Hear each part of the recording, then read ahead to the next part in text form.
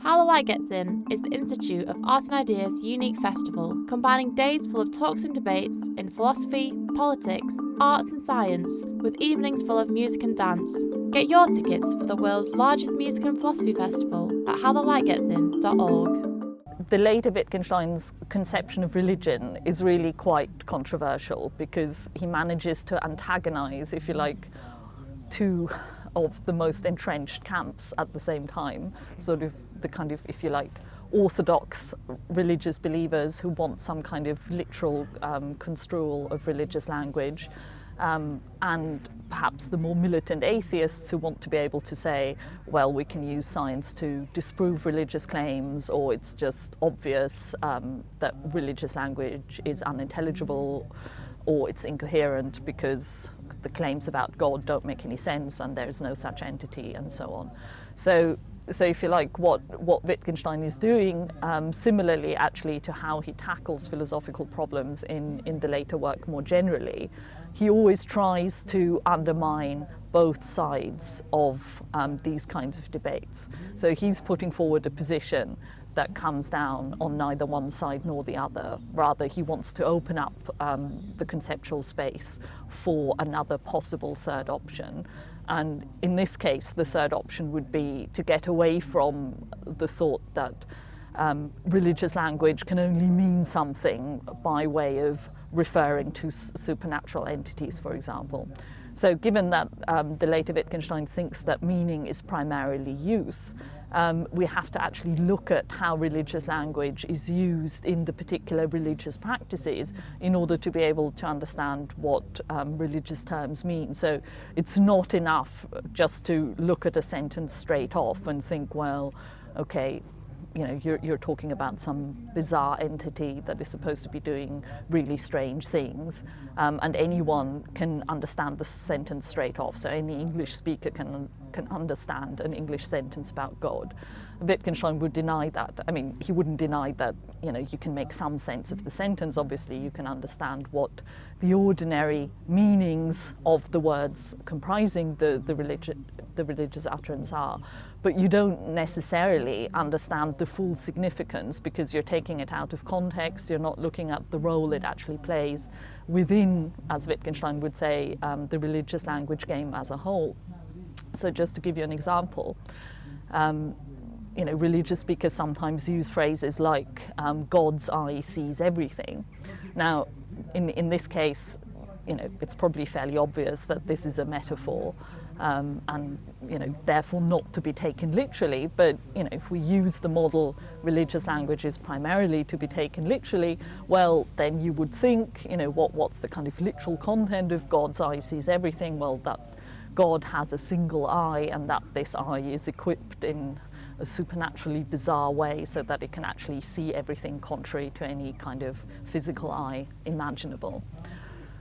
But clearly, I mean, if you thought that that's what the sentence meant, you'd kind of be missing the point of what this religious utterance is really doing. So if you look at the use to which the phrase is put within religious practice, you're going to realize fairly quickly that what the sentence really means is to act as a form of admonishment, to really kind of say, you know, God is always watching you, or you can't hide your sins from God, or, you know, something along those lines.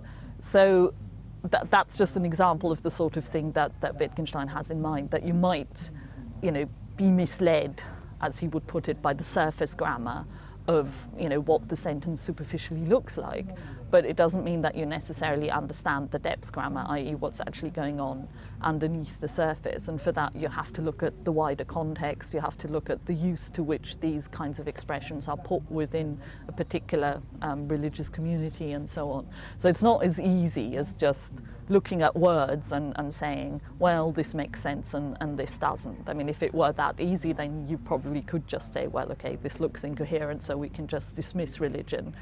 But Wittgenstein thinks that's making it too easy for yourself, that's taking the lazy option. Wittgenstein basically thinks that religion is neither rational nor irrational. He thinks it's irrational. So you don't believe necessarily for particular rational reasons, but neither are your beliefs necessarily irrational.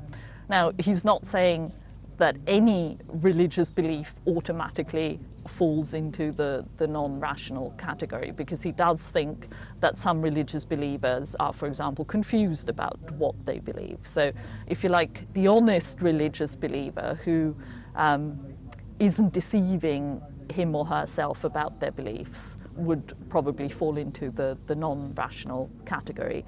But people that Wittgenstein would probably characterize as being superstitious, that wouldn't qualify as genuinely religious in Wittgenstein's sense. So, you know, if you think, for example, that there is evidence for religious claims, evidence sort of analogous to the kind of empirical evidence we can have in the sciences, say, then Wittgenstein thinks that's basically cheating yourself, pretending that evidence is available where it's not.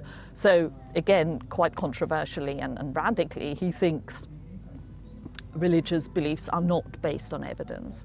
And of course, normally, especially in philosophy, you know, philosophers tend to think, quite reasonably, you know, if you believe and can't offer rational grounds for your belief, then your belief is irrational.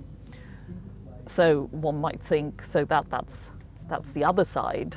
The other side might say, well, you know, if Wittgenstein is right and it's really non-rational and I can't deduce any rational reasons, then should I really be a believer? So that's a difficult question. I think there is an answer to it. I think Wittgenstein can get round the problem, because as long as you're honest about the lack of evidence, I mean, you're not kind of pretending there is evidence available when there's not, I mean, that's obviously going to make a difference to how you think about your beliefs in the first place. So taking this non-rational view has certain implications for how you're then going to live your beliefs. So Wittgenstein primarily emphasizes that religious belief is about changing your life and becoming a different sort of person rather than acquiring particular metaphysical beliefs. So, you know, it's not necessarily about believing that there's some sort of master of the universe figure lurking behind the scenes, which isn't to say that Wittgenstein thinks there is no God. I mean, sometimes one objection that's made to Wittgenstein's conception is, well, you know, isn't he basically abolishing religion altogether? Is this not just a religion for atheists? Isn't he just saying, you know, you don't need to believe in God effectively? To which the response would be, well, if you think there's only one thing that belief in God could be, namely to have some kind of metaphysical belief about a sort of bodiless master of the universe figure, if you think that's the only substance that a religious belief could have, then it is true that Wittgenstein does away with that. But I think, again, it would be too simplistic to take that line. I mean, I think there are many religious believers, perhaps especially more in the sort of mystical tradition, who don't think that God can be sort of cashed out in metaphysical form, that it's about sort of believing in some kind of outlandish entity, that the grammar of God, of the concept is quite different, which isn't to say, you know, that we can kind of settle on a priori grounds whether there is a God or not. I think for Wittgenstein, and that's how it ties into the non-rational part as well, ultimately it's a personal choice whether you want to change your life according to these, you know, religious doctrines, and you want to kind of try and live them, actualize them in your life. That has to be a personal question.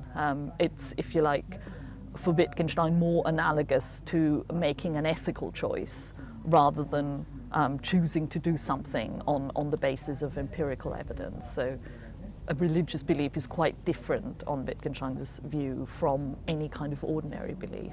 Given how polarized the contemporary debate has become, I think it's probably a good idea for people to sit back and think a bit more about what they actually think their beliefs mean, or what it is that they're arguing for. I think it would be good if people stopped taking for granted that they necessarily know what the full implications are even of their own beliefs, and perhaps stop being quite so sure, and so sure that the other conception has to be wrong.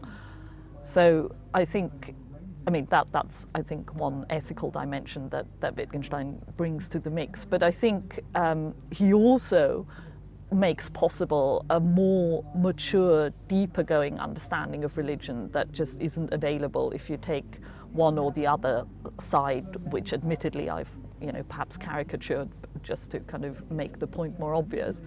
But I think this third way that Wittgenstein offers makes religion potentially a viable option, even for people who think hard about things and who don't want to find easy answers and to say, well, lack of empirical evidence settles the question. If Wittgenstein is right that religious beliefs ask different sorts of questions, then perhaps the absence of empirical evidence isn't a huge problem, because that's not what it's about. Well, it obviously seems a great thing to be doing.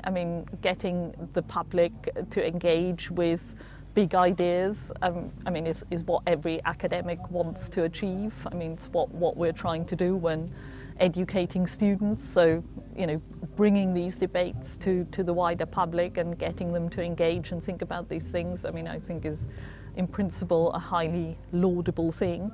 But it's also going to be nice. I've not had my debate yet, but I'm looking forward to talking to two interesting people about a very serious question, so I think it's all good. Get your tickets for the world's largest music and philosophy festival at HowTheLightGetsIn.org.